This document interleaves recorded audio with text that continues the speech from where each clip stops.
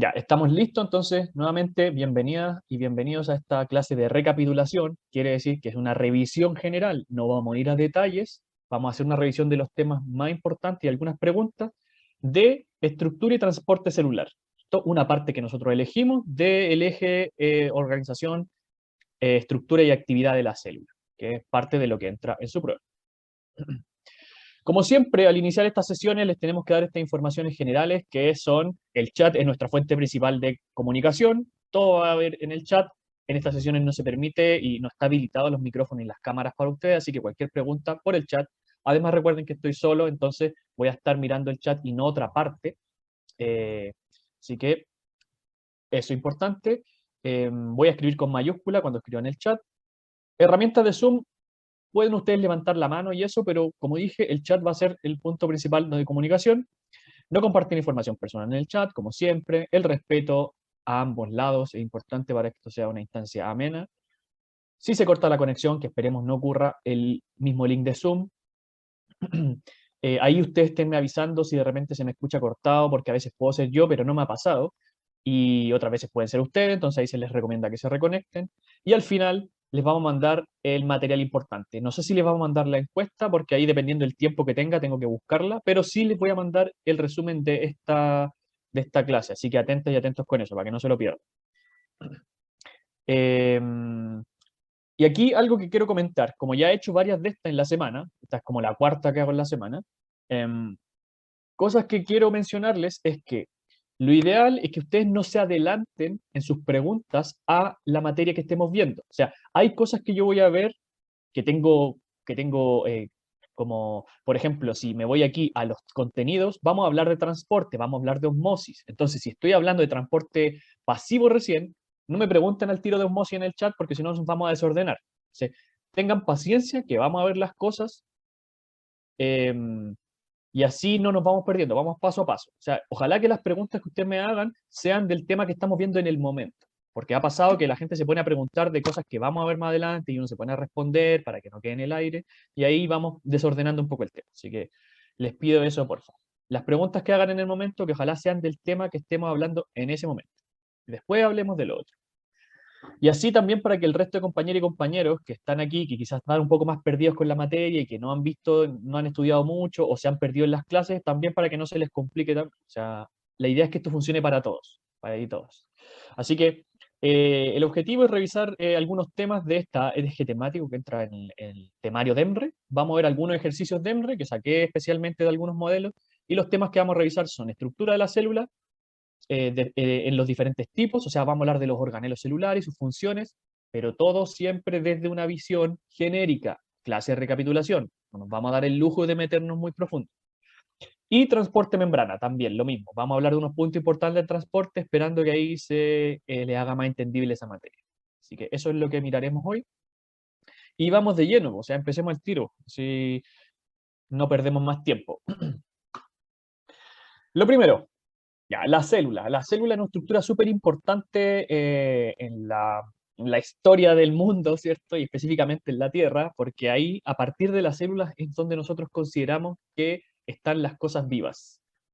Es un nivel de organización, tiene sus características. La teoría celular define la importancia de la célula, por ejemplo, de que todos los organismos estamos hechos de células, hay organismos que tienen una célula y otros que tienen varias células, la importancia de que las células aparecen en el mundo gracias a la reproducción, etc. La teoría celular explica la importancia de la célula en el sentido de lo vivo, y eso siempre basado en evidencia. O sea, no es que a alguien se le ocurrió de la nada todas esas cosas y todos le creímos, no, hay evidencia que las respalda. Así funcionan las teorías en ciencia, con evidencia.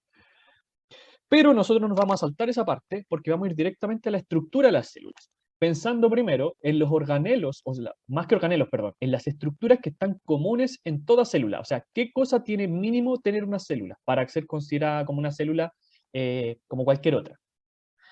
A mí siempre me gusta partir por la idea de la membrana celular. ¿Por qué?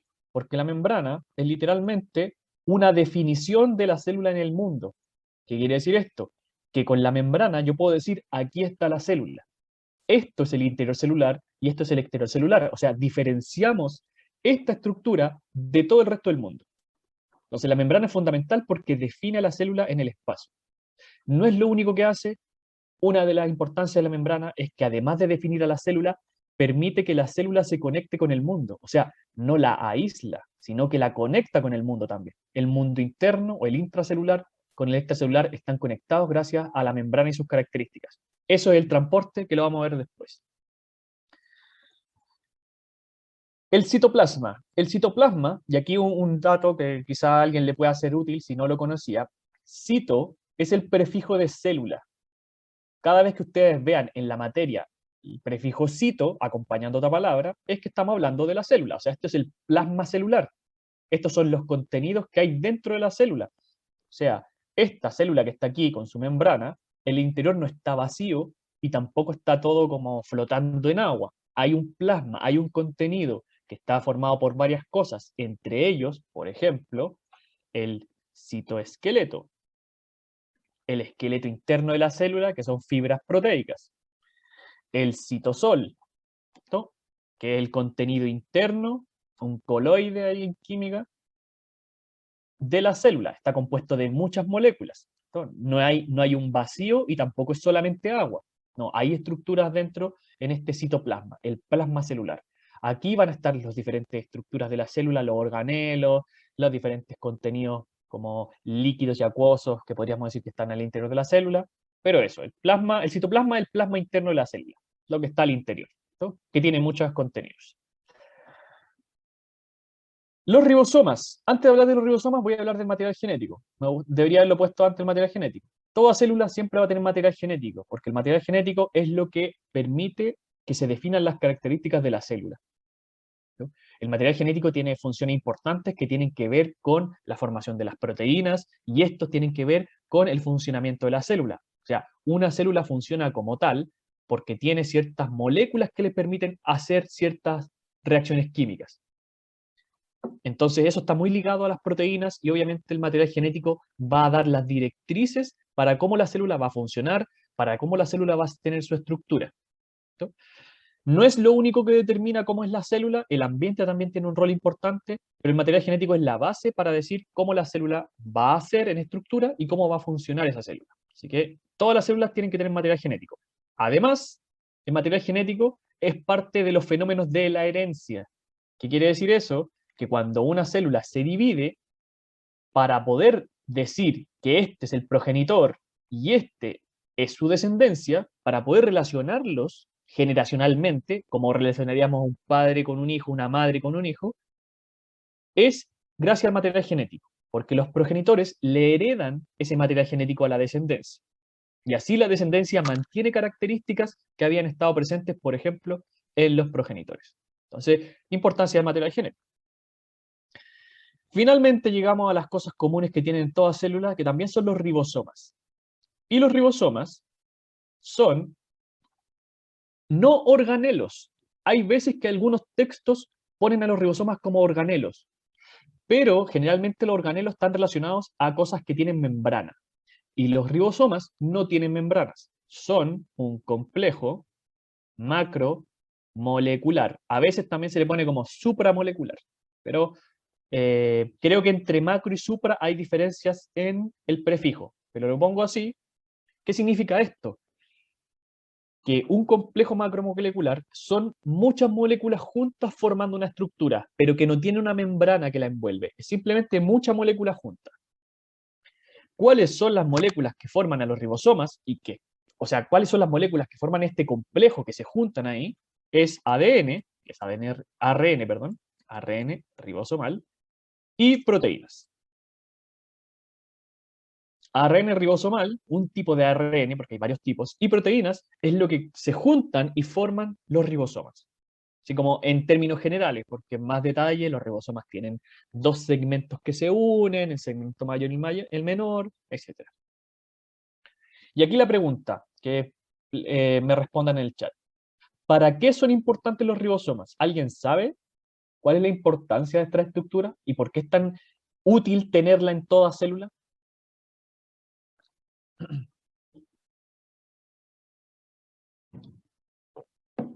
Ya, por ahí la gente, ya, síntesis de algo, dicen por ahí, síntesis de proteínas, exactamente.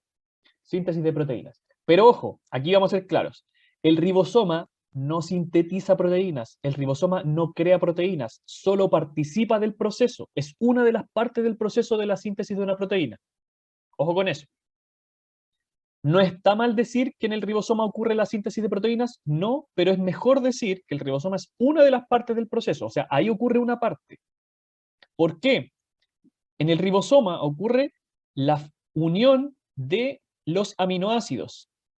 Eso es lo que pasa en la traducción, que no es un término que ustedes tengan que conocer así por DEMRE para la prueba, pero la síntesis de proteínas se basa en que los aminoácidos se unan. Pero esto, que es la unión de aminoácidos, no es una proteína, esto es simplemente una cadena de aminoácidos. Eso se forma en el ribosoma, la cadena de aminoácidos. Para que la cadena de aminoácidos sea una proteína, ¿qué tiene que pasar? Nuevamente pregunto. ¿Qué tiene que pasar para que yo diga, ya, esta cadena de aminoácidos es una proteína ahora? Y lo ejemplifico con estos audífonos. No sé si se alcanza a ver, pero tengo un cable aquí y los audífonos los meto al bolsillo y los audífonos se van a empezar a enredar. ¿Qué está pasando en este proceso? De los audífonos estaban estirados a que están juntos. Hay una palabra que es mucho más obvia pensarla que es la condensación. Un sinónimo de compactar. Un sinónimo de compactar. Eso, allá, la lila llegó. El plegamiento. Condensar está bien, se tiene que condensar, sí, pero si ustedes lo quieren aprender más fácil, piensen en plegarse. La cadena de aminoácidos tiene que plegarse para formar una proteína. O sea, esto no es una proteína, esto es una cadena de aminoácidos. La proteína va a ocurrir cuando esa cadena se pliegue y tenga una estructura específica. Y ahí va a depender de cada proteína y los aminoácidos que tenga, bla, bla, bla. Entonces, ese plegamiento no ocurre en los ribosomas. O sea, por eso decimos que en el fondo, en el ribosoma, no ocurre la síntesis de proteínas, sino que es una parte de la síntesis de la proteína, que es la formación de la cadena. Fin. No voy a hablar más de los ribosomas, eso fue lo que les quería comentar de su importancia. ¿Quedó claro un poco a lo que me refiero? Y de ahí el rol tan importante que estén en todas células. Toda célula tiene que tener estas estructuras porque las proteínas son la base para que hagan muchas reacciones químicas. En fin. Sí, cito es el prefijo de célula. La función es sintetizar la cadena de aminoácidos, que va a formar después proteínas. Ahí está Jairo. Eso es lo que hacen los ribosomas. Sintetizan la cadena de aminoácidos, que después sirve para hacer proteínas. Es una parte de la formación de una proteína. No es toda la proteína entera, es una parte de la formación. Ya. Entonces estamos en fondo con las cosas comunes que tienen las células. Citoplasma, membrana, ribosoma, material genético. Ahora, evolutivamente han aparecido tipos diferentes de células. Y aquí definimos dos grupos, los eucariontes y los procariontes. Los procariontes son células más primitivas, aparecieron inicialmente en la historia de la Tierra y dieron paso más tarde a que aparecieran los eucariontes. Es una característica de los procariontes, son más primitivos. Son más primitivos. ¿Espere qué? ¿Qué quieren que espere? Ahí alguien me dijo, profe, espere. Ya. Alguien que se lo escriba en el chat, ayúdenme, ya que estamos solo aquí. Estoy solo en esta clase, le aviso al tiro a la gente que llegó. Entonces, si de la gente que anotó recién lo que hablamos de los ribosomas, pueden comentarle a una compañera que me lo preguntó aquí públicamente, ¿qué hacen los ribosomas? A ver si alguien entendió. Al explicar algo, estoy demostrando que sé de lo que trata ese algo. Sí, sí caché, Constanza, que me lo preguntó internamente, pero alguien internamente me preguntó cuál era la función de los ribosomas en el fondo que habíamos dicho. Y ahí, como bien la gente está respondiendo en el chat, y agradezco, para ver si realmente había entendido. Ya, perfecto. Ya, ahí está. Ahí tienes varias formas de lo que hacen. La mayoría están correctas. Sí.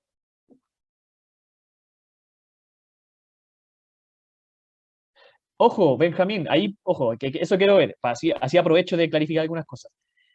En el ribosoma no se sintetizan los aminoácidos, se sintetiza la cadena. Ojo, la cadena. La unión de aminoácidos ocurre en el ribosoma, pero no es que los ribosomas pero no es que los aminoácidos se formen en el ribosoma. Solamente el ribosoma une los aminoácidos. Eso era lo que hacía el ribosoma. Une los aminoácidos para formar la cadena y después eso se transforma en una proteína. Eso era. Ya, sigamos. Los procariontes dijimos que eran más primitivos. ¿Cierto? Dieron paso a los eucariontes y dentro de su primitivismo tienen unas estructuras básicas que no menos importantes. Que sean primitivos no quiere decir que sean menos evolucionados, han cambiado con el tiempo, hasta el día de hoy existen. Y hay varias cosas que tienen los procariontes. Por ejemplo, voy a poner al tiro todo lo que está aquí en esta diapo, para que vean ejemplos. Sabemos que toda célula tiene material genético. La gran diferencia, una de las diferencias más importantes entre eucariontes y procariontes, es que el material genético en eucariontes está envuelto en una membrana. De hecho, no en una membrana, en una doble membrana, porque la carioteca es una doble membrana. Está escribiendo con letra muy grande. La carioteca es una doble membrana que recubre el material genético. Eso está en eucariontes. Eso es lo que forma el núcleo después. En cambio, los procariontes no tienen eso. El material genético del procarionte no está envuelto en una membrana, pero sí está en una región específica de la célula, y eso es la región nucleoide. El nucleoide es simplemente una región, un lugar dentro de la célula procarionte donde está el material genético. En cambio, en eucariontes, el material genético está envuelto por una doble membrana que forma el núcleo. Entonces, en eucarionte hay núcleo, en procariontes no hay núcleo. Ahí la primera gran diferencia entre ambas células.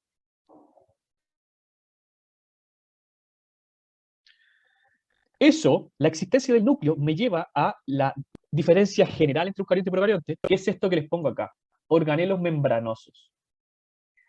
En los eucariontes existen divisiones internas. El citoplasma está dividido en pequeños...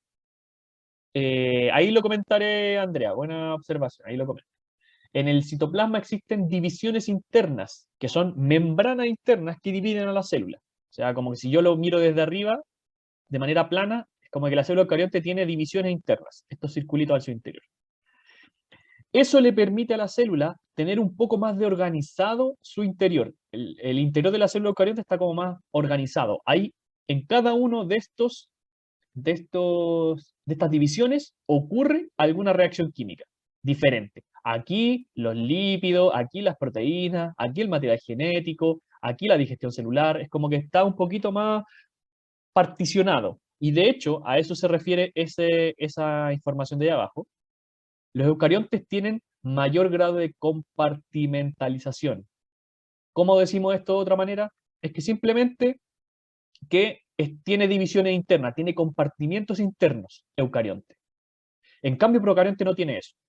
O sea, procarionte no tiene estructuras internas de división.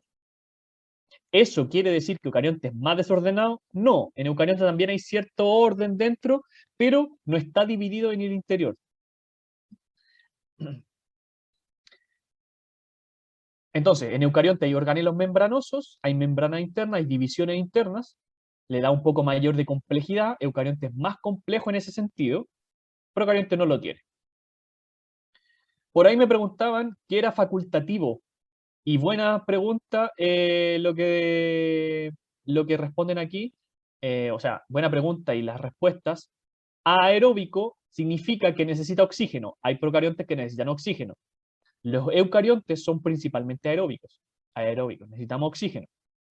Anaeróbico es que pueden vivir en lugares que no tengan oxígeno, no necesitan oxígeno.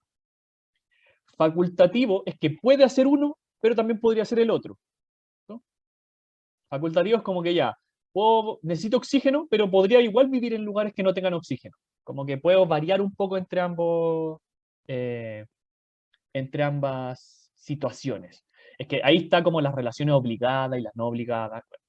Cuando aparece el término facultativo es como que puede hacer una cosa, pero también podría hacer la otra. De eso se trata un poco. Entonces, más estructuras. Vamos siguiendo la estructura que eso nos interesa. La cápsula es característica de los procariontes. Es una estructura que va por el exterior de los procariontes, le otorga ciertas ventajas, sobre todo a esos procariontes que dan enfermedades. Muchas de las enfermedades que generan algunas bacterias tienen que ver con lo que tienen en la cápsula. Obviamente, si en una pregunta a ustedes le dicen una célula que tiene cápsula, inmediatamente van a pensar en procariontes porque eso no está presente en eucariontes, por eso lo puse acá. Otra estructura importantísima de las células procariontes es la pared celular. Es una estructura más dura que está por fuera de la membrana. En el caso de los procariontes, específicamente de las bacterias, la pared celular de las bacterias está formada de algo que se llama el péptido glicano o péptido glucano, ambas cosas. Péptido glicano o péptido glucano. ¿Tienen que ustedes saber cómo es el péptido glicano? No tienen que saberlo. Simplemente tienen que saber que la pared celular de bacterias o pared celular de procariontes tiene esta estructura que la forma. ¿Por qué? Porque la célula vegetal también tiene pared celular, pero no está hecha de lo mismo. Entonces, si en una pregunta a ti te dicen, esta célula tiene pared celular, podría ser un procarionte o podría ser un eucarionte vegetal. Para saber de quién es quién, tengo que saber de qué está hecha esa pared celular. Así que ahí Carla rápidamente nos pone justamente eso de, es la pared celular de las plantas está hecha de celulosa, que es otra cosa, nada que ver a esto.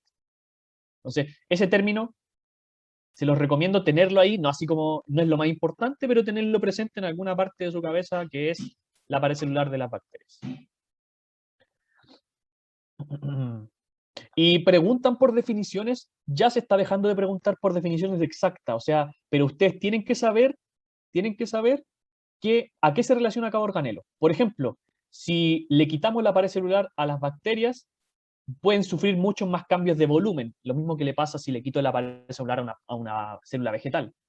La pared celular es una estructura rígida que le ayuda a la célula a mantener su forma, entonces la protege un poco en ese aspecto, cosas de ese estilo. Sigamos, que hay que ir avanzando. Los plásmidos.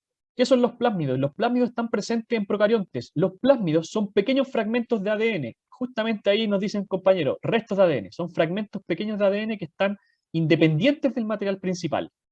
Hay que pensar como que hay un... No, Joana, son dos cosas diferentes. Pared celular es algo que va por fuera de la membrana. Ahí buena pregunta porque podría generar confusión. Pared y membrana son cosas diferentes. Y justamente los plásmidos, volviendo al tema, son como fragmentos pequeños ajenos al cromosoma principal. Hay que pensar que hay como un ADN principal y el resto serían pequeños fragmentos. Nosotros no tenemos de esas cosas, los eucariontes, pero los procariontes sí. No, son distintos, Bernardita, son cosas distintas. Y justamente, ¿qué utilidad tienen los plásmidos? Es que a veces le pueden otorgar características nuevas a la célula. En este caso, muchas veces la resistencia que las bacterias se vuelven resistentes a los antibióticos, muchas veces tiene que ver con ADN que está en los plásmidos. Y ahí lo mezclo al tiro con el siguiente, que es el pili. El pili o el pili sexual. Eso es como una conexión que se genera entre dos células procariontes, por ejemplo. Por eso se llama pilisexual, como que se están relacionando, y esto les permite a estas células intercambiar material genético. Es como que una bacteria le puede pasar material genético a otra, y de hecho lo que le pasa muchas veces son los plásmidos. Una bacteria le podría pasar un plásmido a otra bacteria. Nosotros no podemos hacer eso. Nosotros no le podemos dar cediendo nuestro material genético a otra persona, así un amigo, toma. Sí, Carlos, no vamos a introducir mucho en eso, pero sí, tiene que ver con eso. Entonces, gracias a esa estructura, gracias al pili sexual o pili a seca, es una estructura que le permite comunicarse a estas dos células e intercambiar material genético, por ejemplo. Sí, si una bacteria es resistente, le puede dar su resistencia a otras como vecinas. No necesita, además de dársela a su descendencia, también le puede dar la resistencia a otras vecinas. Así que, cosas importantes. Finalizando con los procariontes, para pasar a lo que viene después de animal y vegetal, es que en procariontes una característica importante es cómo está el ADN. El ADN en procariontes, por ejemplo en bacterias o en arqueas, se encuentra de manera circular. Y en los únicos organismos que hay ese tipo de ADN, como que el ADN se cierra sobre sí mismo. No es un círculo perfecto, pero a eso se refiere, como que se cierra sobre sí mismo. A veces se le llama cromosoma bacteriano o cromosoma circular, pero siempre que ustedes les digan una célula tiene ADN circular, inmediatamente es procariontes porque eucariontes no. En eucariontes el cromosoma no está circular. Aquí está la cromatina, que es una fibra de ADN, y después forman los cromosomas, que son las típicas estructuras así como, eso así, pero no está circular. Así que es una diferencia clave. ADN circular, procarionte inmediatamente. ¿Cuál es la característica del ADN de los eucariontes? Es que los eucariontes tienen esto. Su ADN está junto a unas proteínas que se llaman histonas. El ADN eucarionte está acompañado de unas proteínas que son las histonas. Sí, me salté algunos por un tema de tiempo. Los puse aquí para que ustedes los supiesen, pero no estoy viendo así cada exactamente uno por uno. Simplemente los pongo como lista, para que ustedes sepan que son algunas características, pero no puedo darme el detalle de cada uno, porque vamos a seguir. Pero quiero que lo tengan presente, que están los cilios y los flagelos y los mesosomas también hay, por si acaso. El ADN con histonas, esto quiero sí darle importancia, esto es importante. Las histonas permiten que el ADN eucarionte se pliegue y se condense. ¿Eso quiere decir que los procariontes no tienen proteínas en su ADN? No. Y aquí una confusión principal que le pasa a la gente. El ADN procarionte sí tiene proteínas. Aquí el ADN con proteínas. La diferencia es que esas proteínas no son histonas. A veces la gente cae en pensar que como el eucarionte tiene unas proteínas en su ADN que son las histonas, este no tiene proteínas, pero eso no es correcto. El ADN procarionte sí tiene proteínas, pero esas no son histonas. Simplemente esa es la diferencia. No tiene rel y rel, no tiene retículos. Los retículos son organelos membranosos y el procarionte no tiene eso. Simplemente lo hace en su interior. Y de hecho, esa es la utilidad de estas cosas. Los mesosomas le dan cierta utilidad a hacer algunas reacciones químicas ahí a la célula. Entonces, no tiene retículos el procarionte en su interior, porque los retículos son sacos membranosos y eso solamente están en eucariontes. ¿Cómo los procariontes hacen proteínas? Porque tienen ribosoma. Recuerden eso.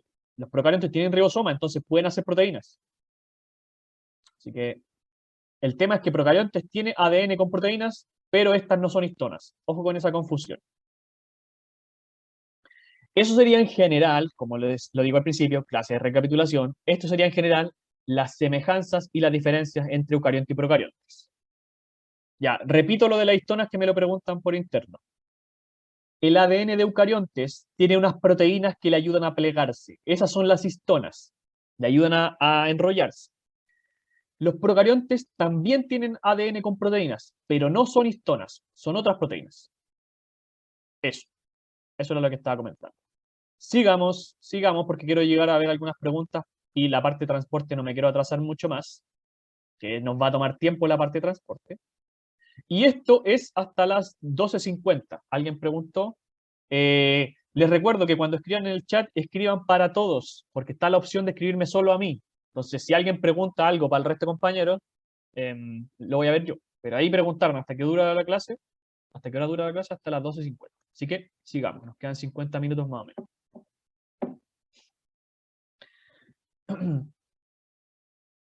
Dentro de las eucariontes no se queda ahí, no todos los eucariontes son iguales, hay diferentes tipos de células. En los eucariontes está animal, vegetal, fungi, que son los hongos son otro tipo de eucariontes, y están los protistas, que son otro grupo. Ustedes tienen que saber solo la diferencia entre animal y vegetal, eso está como temario mínimo, pero tengan en cuenta que hay más células eucariontes de las que animal y vegetal, hay otros tipos. Los hongos no son plantas, los hongos no tienen células vegetales, tienen células fungi. Tienen sus pequeñas diferencias, los mismos los protistas. Los protistas son un grupo súper variado que tienen sus diferencias, no son ni animal ni vegetal. Así que ojo con eso. Pero ustedes tienen que solamente conocer la diferencia entre estos dos. Ya. Aquí hay organelos que ya hemos hablado, que está el núcleo, por ejemplo, el citoesqueleto, la membrana, etc. Y resulta que como estos son eucariontes, tienen estructuras con membrana en su interior. ¿Cuáles son las estructuras membranosas que están presentes en eucariontes? Como ejemplo, los retículos. El retículo rugoso, el retículo liso. Y aquí rápidamente les pido que me digan, ¿cuál es la función de cada uno? ¿Cuál es la función del rugoso y del liso? Si me pueden ahí comentar en el chat. ¿Cuál es la función del rugoso y el liso?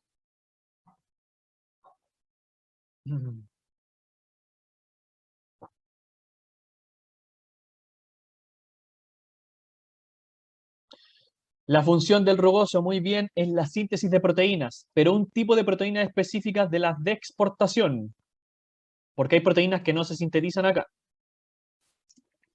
Vamos a ponerle así como, más específicamente, síntesis de proteínas de exportación, o sea, proteínas que van a servir, por ejemplo, para exportarse fuera de la célula o transportarse a otras partes. Hay proteínas que se generan fuera del rugoso. Y el otro tiene que ver con los lípidos. Y ahí, perfecto. El compañero aquí, José, y alguien más por ahí, puso otras funciones que tiene, ahí Yenevit también. El liso tiene otras funciones. Generalmente los organelos no tienen una única función, tienen más funciones. Específicamente, el liso ayuda, por ejemplo, en eliminar toxinas de la célula, algunas, en almacenar calcio. Entonces, me están llamando, vamos a bloquear esto. Eso es importante. El retículo liso tiene más funciones que solamente sintetizar lípidos. Y puede ser útil porque lo pueden preguntar. Así que aquí solamente les menciono esa, pero les recuerdo que hay más funciones como detoxificar la célula o almacenar calcio. Estos son organelos membranosos, son membranas internas que están por aquí cerca del núcleo en este caso. De hecho, el rugoso se llama rugoso, o lo caracterizamos como rugoso, porque tiene los ribosomas. O sea, los ribosomas que sintetizan a la cadena de aminoácidos y el rugoso que ayuda a que se forme la proteína completa, están juntos ahí y por eso este es rugoso y el otro es liso. Los ribosomas hacen esa diferencia entre que uno sea rugoso, o sea, si lo pudiéramos tocar, no lo podemos tocar, pero se sentiría como rugoso porque tendría ribosomas en su exterior. La insulina tendría relación, justamente, porque la insulina es una hormona proteica. Entonces, el RER, y como la insulina es una proteína que se va a exportar fuera de la célula, tiene mucho sentido que parta, por lo menos, una parte de su síntesis tenga que ver con el RER. Sí. ¿A qué se refiere con proteínas de exportación? Es que la célula no solamente genera cosas para ella misma, sino que también genera cosas para liberar fuera, como la insulina. Una compañera acaba de preguntar por una proteína, una hormona que es proteica, que es la insulina. Entonces, hay proteínas que se forman en el RER que van a servir para exportarse, para liberarse fuera de la célula, por ejemplo. Ya, sigamos. El complejo de Golgi, otro organelo importantísimo. No voy a hablar de todos, pero el complejo de Golgi es uno importante. ¿En qué sentido? Esto es, es un organelo que forma vesículas. ¿Qué son las vesículas? Bueno, el complejo de Golgi hace más cosas, pero bueno. Pensemos que funciona como, no sé, Starken, Chile Express, Correos de Chile, todas esas empresas que hacen distribución de cosas, paquetería. Eso, hace delivery, claro. El Golgi se encarga de distribuir sustancias y lo hace generando vesículas. ¿Qué son las vesículas? Pequeñas bolsas membranosas, pequeños saquitos de membrana que van a estar por dentro de la célula y en el interior van a tener algo. Entonces, estas bolsas van a ir transportando, hacen delivery de sustancias. Algunas sustancias pueden liberarse. Algunas vesículas van a servir para que la célula libere sustancias, como lo decíamos recién. Otras vesículas se quedan dentro de la célula y se especializan. Y ahí es donde aparece el que acaban de preguntar, los lisosomas. El lisosoma es una vesícula, una bolsa pequeña de membrana, pero en su interior tiene unas moléculas específicas. Los lisosomas tienen en su interior lo que vamos a llamar enzimas digestivas. Entonces, es una vesícula que se va a especializar en una función específica. Como tiene enzimas digestivas, va a participar en la digestión celular, o sea, en degradar sustancias en la célula. Al igual que nuestro estómago, una cosa así. Igual que nuestro estómago desintegra sustancias, El lisosoma es una vesícula especializada que en su interior tiene enzimas digestivas, entonces le permite degradar sustancias. Eso era importante. Entonces, el Golgi puede generar vesículas. El Golgi puede generar vesículas, puede distribuir sustancias gracias a esas vesículas. Algunas cosas van a salir de la célula, otras se van a quedar dentro de la célula. Puede ayudar a formar estas vesículas especializadas, como los lisosomas, de hecho también los peroxisomas, pero no vamos a hablar de ellos ahora. Y también ayuda el Golgi en modificar a las proteínas y los lípidos. ¿Por qué? Al Golgi le van a llegar las proteínas y los lípidos que se formaron en el liso y el rugoso. Y el Golgi puede tomar esto y modificarlos, agregarle algunas cosas, por ejemplo. Entonces, ayuda también en eso, modificar o ayudar en la maduración de las proteínas y los lípidos que le llegaron antes. Esto es como una especie de fábrica. Se generan en el rugoso y en el liso proteínas y lípidos, pero aún están como un poco inmaduros y en el Golgi pueden seguir modificándose para después ser distribuidos. Esa es la idea de estos organelos. Todos son organelos membranosos. Por ahí preguntaban cómo se transportan las vesículas. Esa es una de las importancias del citoesqueleto. El citoesqueleto, además de ayudar a dar la forma a la célula, además de permitirle hacer algunas cosas a la célula como movimiento, el citoesqueleto hay que pensar que son como fibras de proteína que están en el interior de la célula, que son como carreteras. Esa es una de las cosas que hace. Y estas fibras de proteínas permiten que los elementos se muevan. O sea, la vesícula no va nadando, no tiene una cola que le permita nadar entre las células. No, la vesícula se va moviendo a lo largo de estas fibras de proteínas. Así funciona en el fondo.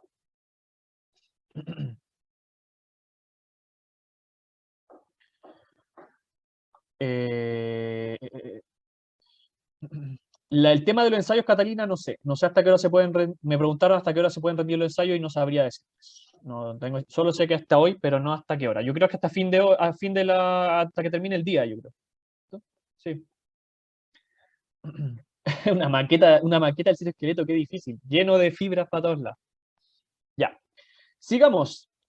De los últimos organelos que vamos a ir hablando aquí, gracias ahí por la respuesta en el chat, de los últimos organelos que vamos a ir hablando aquí, son las mitocondrias y los cloroplastos. Mitocondrias solamente está en animales, cloroplastos está solamente, perdón, no, acabo de decir algo incorrecto. Mitocondrias está en animales y vegetales. Cloroplastos está solamente en vegetales. De hecho, los cloroplastos son algo que se llaman los plastidios, y eso está solo en vegetales. Son un tipo de organelos diferentes que están solo en células vegetales. Por acá. ¿Qué hace la mitocondria? Me imagino que lo habrán escuchado por ahí. ¿Cuál es la importancia de la mitocondria en la célula eucarionte? Porque está presente en ambos, animal y vegetal. ¿Qué hacen las mitocondrias? Ya, síntesis de ATP, ¿cómo se llama ese proceso? Ya, por ahí apareció. La respiración celular. La respiración celular que le permite a la célula generar ATP de manera mucho más eficiente. Entonces, por eso las células eucariontes son principalmente aeróbicas, porque necesitan oxígeno para hacer su proceso de respiración celular. Hay un comentario así extra. Hace unos años se descubrió una célula eucarionte que perdió sus mitocondrias y podría vivir en lugares sin oxígeno. Se descubrió hace un tiempo que existía esa célula. Pero bueno, en general, es un comentario extra, en general, las células eucariontes necesitan oxígeno y son aeróbicas, su metabolismo, porque tienen mitocondrias, y la mitocondria necesita oxígeno como parte del proceso de la síntesis de ATP. Ahora, los cloroplastos permiten hacer fotosíntesis, y por eso están presentes solamente en la célula vegetal, o sea, no por eso, pero están presentes solo en la célula vegetal, y por eso los animales no podemos hacer fotosíntesis. Ojalá pudiéramos hacer fotosíntesis. Sería mucho más fácil un poco obtener energía. Pero, pero acá no. Están presentes solo acá. ¿Qué les quería comentar? Claro, sí, un ratito al sol y ahí estaríamos haciendo un poco de fotosíntesis. Hay un animal, yo siempre contaba esto en clases, pero como ahora no hago clases directamente, no les puedo contar, pero hay un animal, una babosa, se llama Elisa clorótica, no me acuerdo bien cómo se escribe, pero es una babosa que hace fotosíntesis. Una babosa que le quitó los cloroplastos, creo que sí, al fitoplancton, come fitoplancton, le quita el cloroplasto y puede hacer fotosíntesis. Un animal que hace fotosíntesis. Perfecto. Elisa clorótica, algo así, o Elisa o Elicia. Busquen por ahí, en Google. Babosa fotosintética. Un comentario extra ahí curioso para que lo tengan. En fin, ¿qué les quiero terminar de comentar sobre... Ahí está, lo puso Renata, gracias. No, Benjamín, no. La membrana es una cosa... Todas las células tienen pequeñas diferencias en la membrana. Por ejemplo, las células de nuestro cuerpo no todas tienen la misma membrana celular, hay diferencias. Las proteínas que hay en la membrana ayudan a que cada célula reaccione diferente. Pero en general, entre animal y vegetal, la membrana no es una diferencia entre estas dos células. No es algo que las caracterice como muy diferentes. Obviamente hay diferencias, pero no es la membrana, es la pared. Justamente ahí Millaray dice, la pared. Ya, ¿qué quiero terminar de decir con las mitocondrias y cloroplastos? Algo aquí importante, importante. ¿Qué significa que sean organelos endosimbiontes? ¿Alguien sabe eso? ¿Me lo puede comentar? ¿Qué significa que sean organelos endosimbiontes? Sí, ¿y qué significa que haya ocurrido simbiosis? ¿Por qué son tan diferentes las mitocondrias y cloroplastos a los retículos, al complejo Golgi? ¿Qué tiene que ver? Tiene que ver con su origen. Tiene que ver cómo se originaron las mitocondrias y los cloroplastos en la célula eucarionte. Lila va por un punto importante. La Lila nos dice, mitocondrias y cloroplastos tienen doble membrana, similar al núcleo. El núcleo y las mitocondrias y los cloroplastos tienen doble membrana, o sea, doble membrana, son dos capas de membrana. O sea, en el fondo son cuatro capas lipídicas. Tienen doble membrana.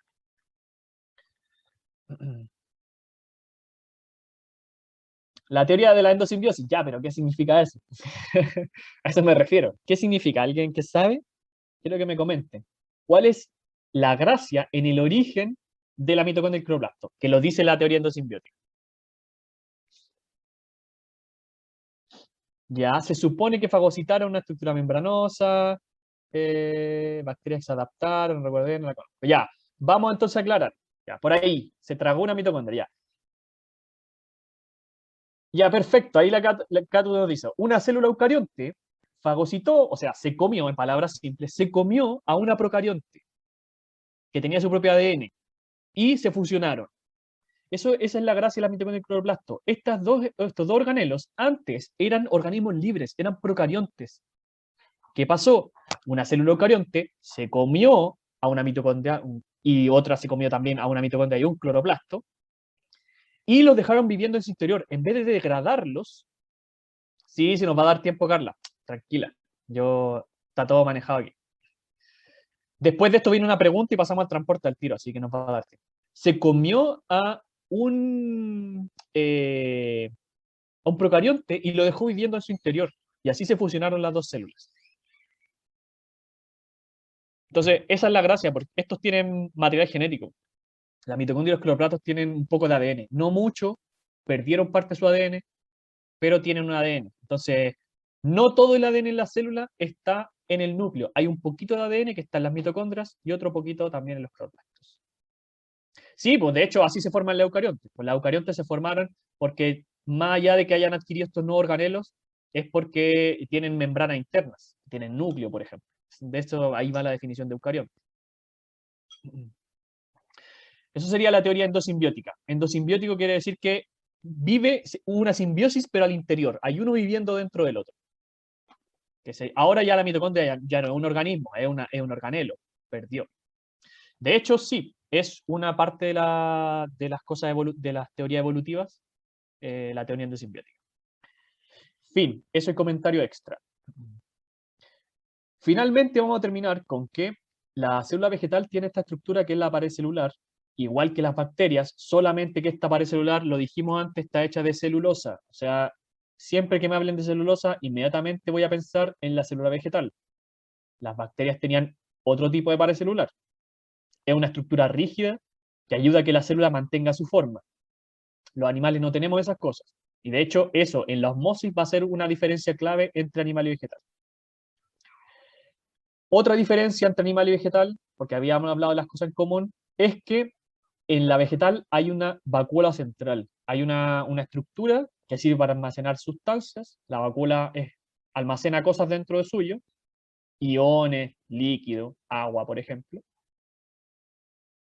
y hay una bien grande acá. Los animales pueden tener, la célula animal puede tener vacuola, pero generalmente está atrofiada, está como, no es tan importante. En cambio, la célula vegetal es súper importante, la vacuola. Eso era el tema. Si les hablan en una pregunta de una vacuola central, eso inmediatamente pensar que es célula vegetal. Inmediatamente es célula vegetal. Por ahí preguntaban cómo se llamaba la pared celular de procariontes. No es que se llame diferente, sino que está hecha de algo diferente. Que ahí lo puso Camilo en el chat. Pues es que en el fondo la vacuola lo que contiene es soluciones, y las soluciones pueden tener agua. O sea, tienen agua, tienen iones, tienen sales, minerales. Entonces, pero la idea es que la vacuola animal muchas veces no es tan funcional, no sirve tanto como para almacenar sustancias como esta vacuola de vegetal. La vacuola vegetal es grande, entonces almacena muchas sustancias. Eso es su gracia.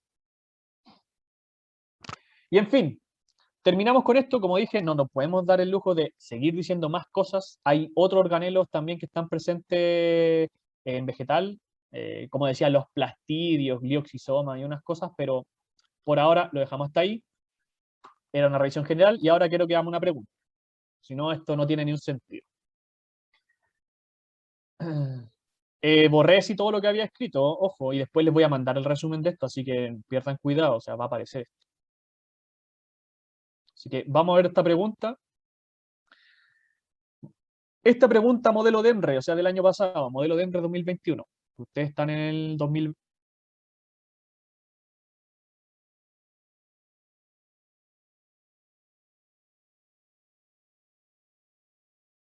Proveniente de un mamífero. Y a partir de este prepara. Me pegué. Aló, aló, aló, aló. ¿Estoy ahí? Ya, ahí estoy. Ah, ya, gracias por el aviso porque no me di cuenta, no apareció el mensajito. Ya. Voy a leer la pregunta, no me respondan aún. Veamos qué primero quiere decir el enunciado. Leo. Un estudiante realiza un corte de tejido pancreático proveniente de un mamífero y a partir de este prepara una muestra para analizar bajo el microscopio electrónico. Considerando que el páncreas presenta una elevada actividad secretora, secretora quiere decir que libera sustancias, ¿cuál de los siguientes organelos será muy abundante en esta muestra de tejido? ¿Qué cosas son importantes de este enunciado? Primero, si me dicen que es un mamífero, esto es eucarionte y además es eucarionte animal. Cosa importante a saber, es eucarionte, eucarionte animal. Segundo, me dice que el páncreas tiene una alta actividad secretora, libera sustancias. ¿Cuáles son las sustancias que libera el páncreas? Enzimas, sobre todo enzimas que van a ayudar en la digestión. ¿Qué tipo de moléculas son las enzimas? ¿Qué tipo de biomoléculas son las enzimas? Eso es algo que ustedes deberían manejar. ¿Qué tipo de biomoléculas son las enzimas? Exactamente, proteínas. Proteínas. Entonces, si yo sé que en el páncreas se están formando muchas proteínas, ¿cuál de estos organelos va a ser más abundante en esta muestra de tejido?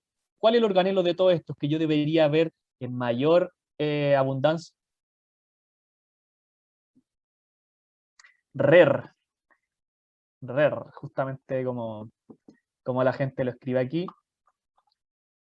Los lisosomas tenían que ver con la digestión celular, los peroxisomas tienen que ver con detoxificación, las mitocondrias tienen que ver con la respiración celular, el liso tiene que ver con síntesis de lípidos, entre otras cosas que hace, como habíamos dicho, y como bien pone la gente en el chat, el retículo endoplasmático rugoso tiene que ver con la síntesis de proteínas de exportación, como las que el páncreas genera y va a liberar.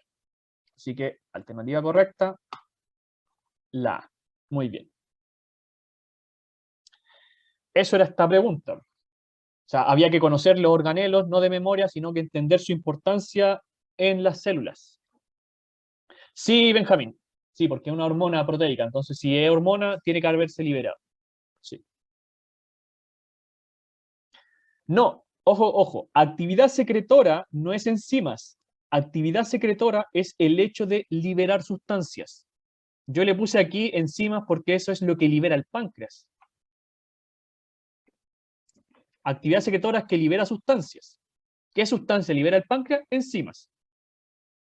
Además de proteínas, no solo enzimas, pero aquí también libera proteínas. De hecho, la insulina es una hormona pancreática, ya que me lo preguntaban por ahí en el chat. Sí, Carlos, sí. No los mencionamos dentro de los organelos, pero estaba ahí mencionado en la lista. En la lista estaban los centriolos. Y sí. Ya, este tipo de pregunta. Obviamente hay que saberse los organelos que hacen. Es que uno debería saber. Hay una cosa que debería saber por prueba, que la insulina es una hormona pancreática. Eso sí hay que saberlo. La insulina viene del páncreas, porque la insulina es una hormona importante en el que se pregunta en la prueba. Entonces, si yo sé que la insulina viene del páncreas, o el glucagón, que también viene del páncreas, son hormonas que se preguntan, y esas hormonas son proteicas, inmediatamente tengo que relacionarlo con esto. Pero además uno podría saber que genera enzimas para la digestión. O sea, no es un requisito, pero te ayuda a saber. Y otra cosa es que el enunciado te diga más información. Aquí nos dijo esa información, pero nos dijo extra. Ya, eso. Pasemos al siguiente tema, que va a ser nuestro último tema, y tenemos unos 20 minutos para verlo, así que vamos de lleno al transporte. Uy. ¿Qué pasa con esto? Transporte celular. Dejamos de fuera los organelos. Vamos a pasar a otra cosa ahora. Pero no tan fuera los organelos porque vamos a hablar de la membrana. Había dicho al inicio yo que la membrana es una estructura que permite la conexión entre el mundo interno de la célula y el mundo externo. O sea, no solo define la célula, sino que la conecta con él. Y las características o la manera en que las células, que la membrana permite esta conexión, depende de cómo está hecha la membrana. Porque en biología, la estructura y la función, y no solo en biología, pero aquí nos interesa harto saber cómo están hechas las cosas. Porque sabiendo yo cómo está hecha la membrana, puedo saber qué hace la membrana, qué capacidades tiene. Cuando estudiamos las membranas de las células, nos damos cuenta que la membrana es un mosaico. Eso quiere decir que está formado por varias cosas: proteínas, lípidos, carbohidratos. Dentro de ellos tenemos los fosfolípidos, que es la base de la membrana. Hay colesterol, que tiene que ver con la rigidez de la membrana, con su estabilidad. Hay proteínas que permiten el paso de sustancias, que permiten la conexión con otras células. Hay carbohidratos. Un dato importante acá, no me quiero detener mucho en la estructura de la membrana porque voy a ir al transporte, pero un dato aquí es que los carbohidratos solamente están en el lado externo de la membrana, en la cara externa, porque la membrana tiene dos caras, hay dos capas, y en la cara externa están los carbohidratos. O sea, donde ustedes vean carbohidratos, van a ver... ¿Aló? ¿Me están escuchando? Ah, ya, ya. Es que de repente no vi mi cámara y dije, ¿qué pasó? ¿Por qué? Ya. Era algo nada que ver. Ya, pero a lo que iba es que si ustedes les muestran una membrana y ven los carbohidratos o les dicen estos son carbohidratos, ese lado es el lado externo de la membrana. El lado interno no tiene. La membrana es asimétrica. Sí, son carbohidratos, los glúcidos son carbohidratos, justamente, son cadenas cortas de carbohidratos. La membrana es asimétrica, no es igual en todo espacio, o sea, diferentes del lado de la membrana son diferentes entre sí. Y también las caras de la membrana son diferentes. Como ya le acabo de decir, solo en la cara externa hay carbohidratos, en la cara interna no hay. Y pueden haber también proteínas diferentes. Hay proteínas que están solo en una cara, por ejemplo, las proteínas periféricas. Entonces, las proteínas ayudan a que la membrana pueda reaccionar diferente a diferentes sustancias. Las proteínas aportan asimetría a la membrana. ¿Y a qué se refiere que sea fluido? Es que, claro, no es una cosa estática. Esto no es como... esto no es como una pared, una pared de una casa, ¿no? Pues es una cosa bien fluida. La membrana puede crearse nueva membrana, puede salirse pedazos de membrana. Es como los elementos que están aquí inmersos en la membrana no siempre están fijos. Esas proteínas de ahí se pueden renovar, entonces como bien maleables, bien fluidas.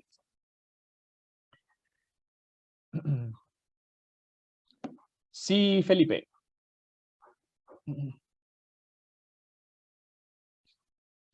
Bueno, aquí le agregaba esa parte, que un modelo es una representación de un fenómeno. Esto, el modelo de mosaico fluido, es la manera que nosotros tenemos de entender esta cosa bien compleja que es la membrana. Entonces, como que hacemos más fácil de entender esto mediante una representación. Eso es simplemente lo que significan los modelos en ciencias. Ya, ahora sí. Ahora viene la parte del transporte, porque quería definir esa parte de la membrana. ¿Qué pasa acá? Para hablar de transporte hay que conocer el gradiente. El concepto de gradiente no viene de la biología, viene creo que de la matemática y que también se usa en física.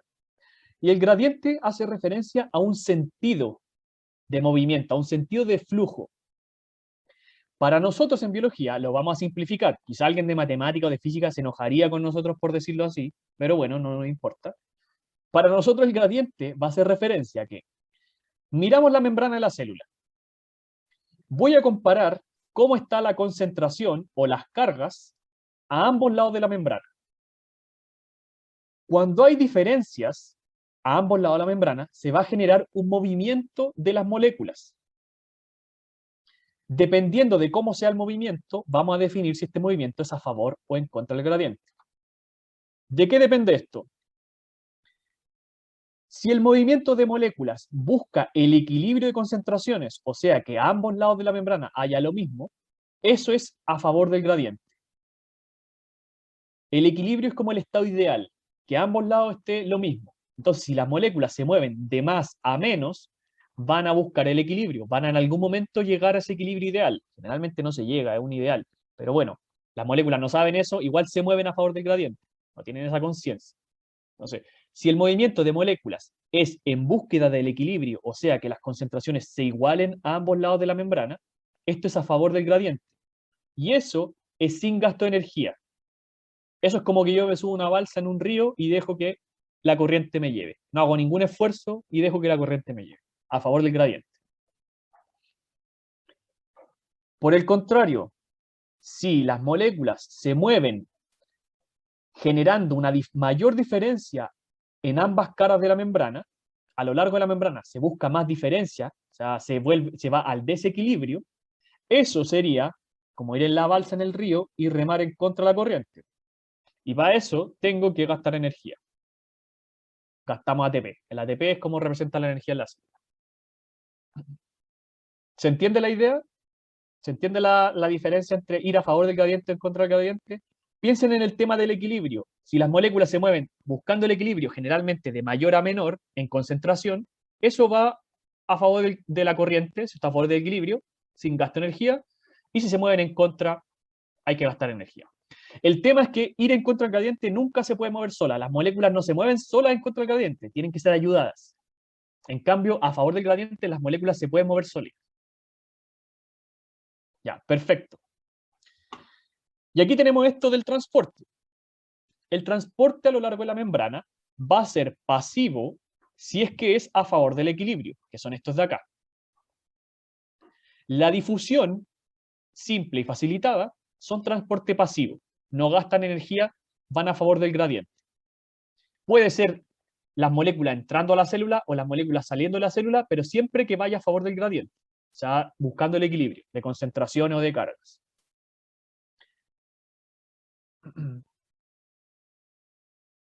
Aquí vamos a clarificar eso.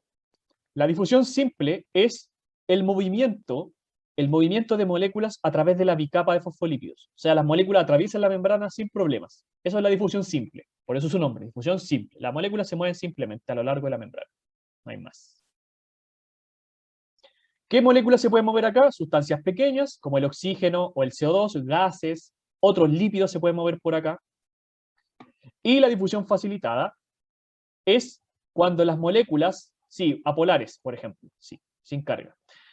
Y la difusión facilitada es que hay moléculas que son un poquito más grandes y moléculas que tienen carga, que es necesario que entren y salgan de la célula, pero no pueden pasar por la bicapa, tienen que pasar por proteínas. Proteínas canales, proteínas carrier, que van a ayudar, y por eso facilitada, a que las moléculas se muevan. Esa es la diferencia entre simple y facilitada. Por acá pasan cosas chicas y sin carga, y por acá pasan cosas más grandes, no muy grandes, pero más grandes como la glucosa, y con carga. Entonces aquí hay ayuda facilitada, proteínas que ayudan, y aquí pasan simplemente la membrana.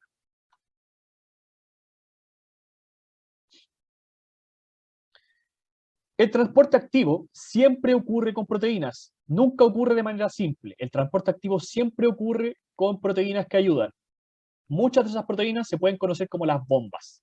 Siempre que ustedes le hablen de la bomba de algo, es porque es una proteína que está ayudando al traspaso de moléculas. Y como es una bomba, gasta energía, gasta ATP.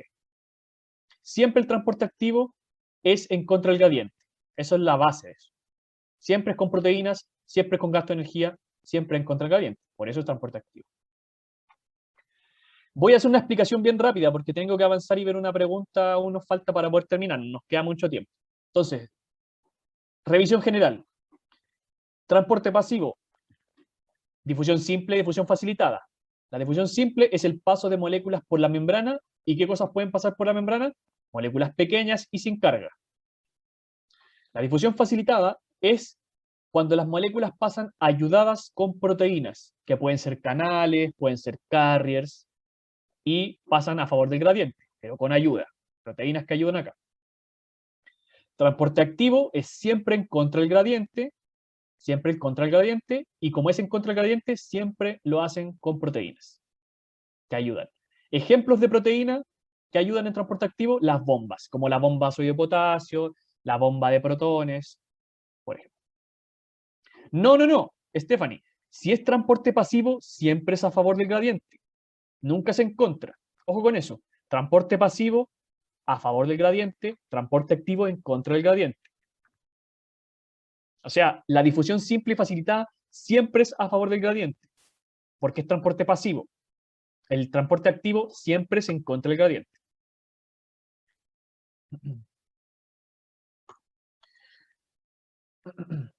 Ahí lo que les mencionaba recién. Ya, veamos esta pregunta y pasemos al último tema, que no nos queda mucho tiempo. Con respecto a la difusión simple y la difusión facilitada, ¿es correcto afirmar que en ambos tipos de transporte? Ojo con esto, difusión simple y facilitada, ambos son transporte pasivo. Transporte pasivo. ¿Qué cosas hay en común entre estos dos transportes que son pasivos? La gente por aquí está respondiendo la E.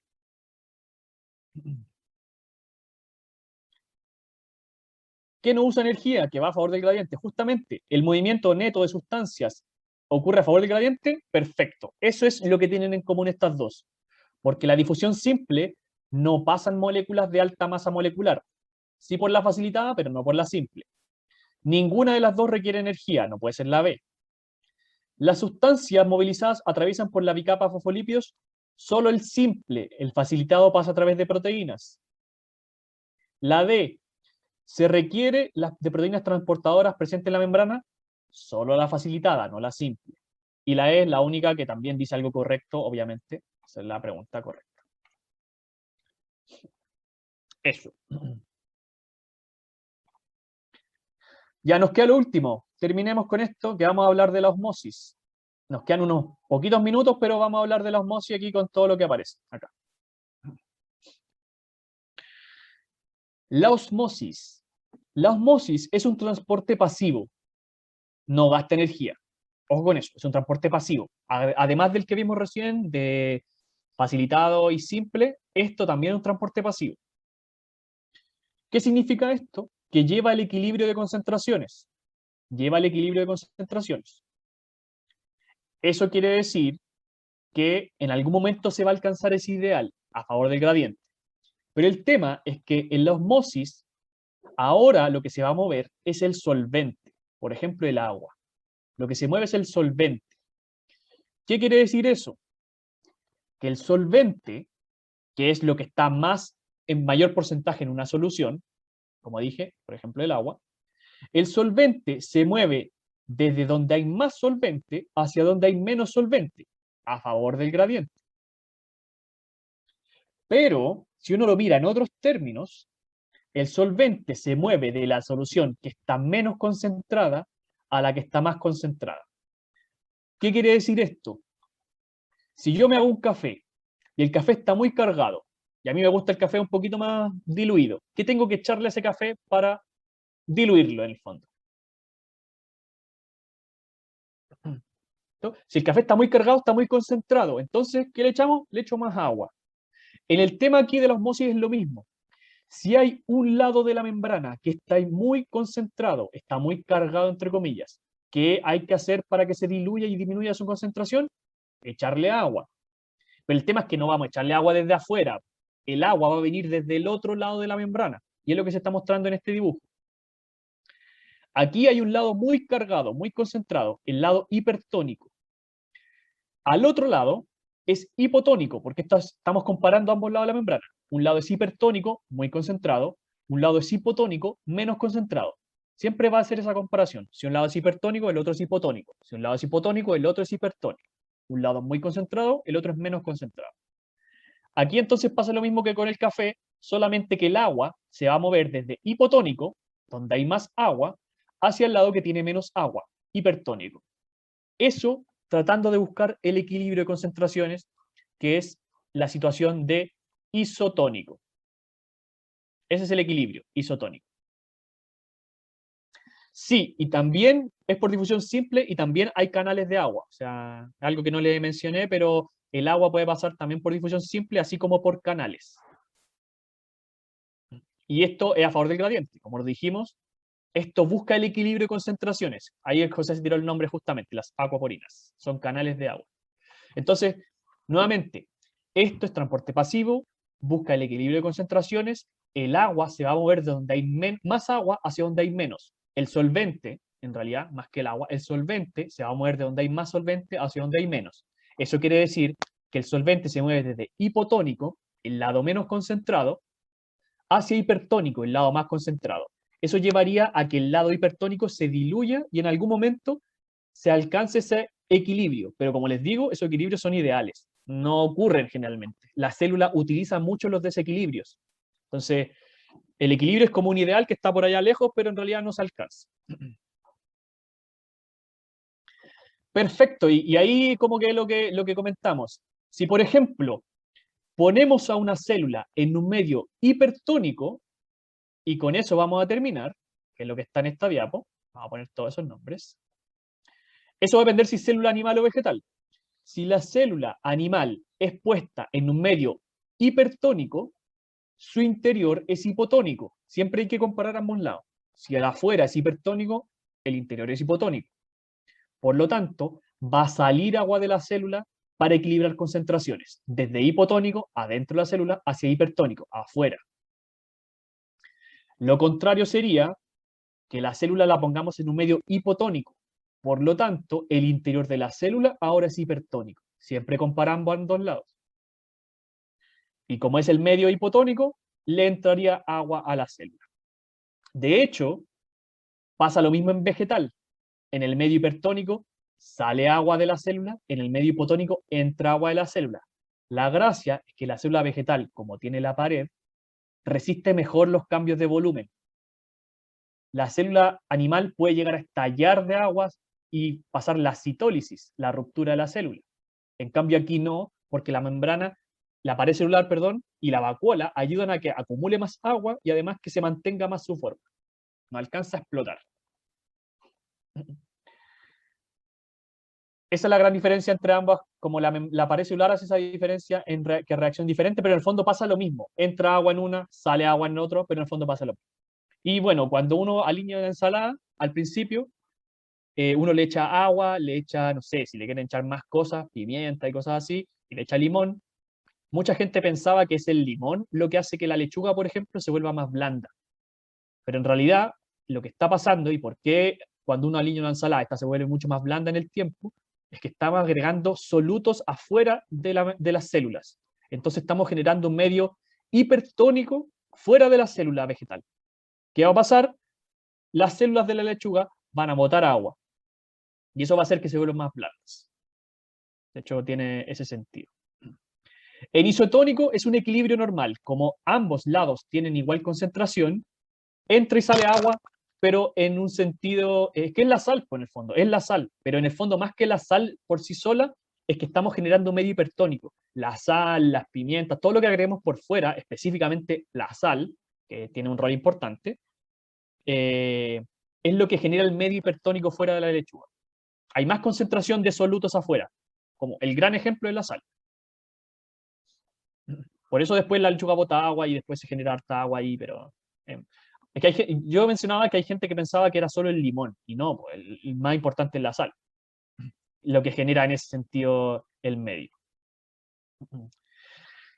Y eso, estamos en el final entonces les voy a poner aquí rápidamente ¿cuál era esta? La resumen, que sería esta. Eso es lo que alcanzamos a ver hoy. Como les dije, es una recapitulación, no podemos ver todo lo que hay en sus clases, porque no es la gracia de estas clases de recapitulación, son síntesis nomás del contenido, pero de algunas cosas que hablamos hoy día están aquí.